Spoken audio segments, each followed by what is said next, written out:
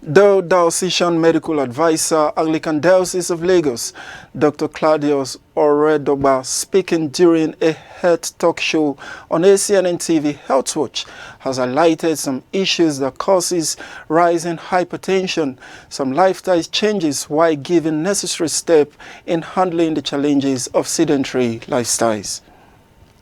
Whether it is in the young adults, or whether it's in the adolescents or in the older generation, hypertension is hypertension. In some people, when they change their lifestyle and do some other things which they advise not to do, for example, you cannot afford to be obese, then doctors will advise you to lower your salt intake and to refrain from some other forms of activities which could lead to increase in blood pressure, like your diet, worries. This is exactly why there is rise.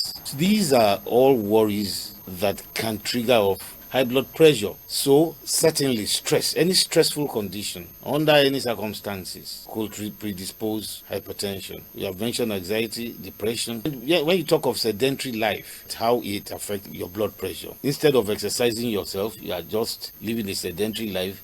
You can stay in one. I mean, if you are the type that will watch television for 5 hours and not socializing, there is a risk there of hypercholesterolemia, being obese, because if you don't exercise and you are just sitting there at home, the possibility of storing so much energy and getting obese is there. And these are some of the predisposing factors to hypertension. So sedentary life usually is not too good because it could trigger off hypertension. But we always advise that at intervals, get up and just walk across. It is to make sure that they exercise their bodies. You walk from wall to wall, then you can resume your position. So when you sit down at a particular point in time, so many things happen to you. Even your circulation actually becomes sluggish. That is why exercise is very necessary, and they tell you exercise yourself to keep fit.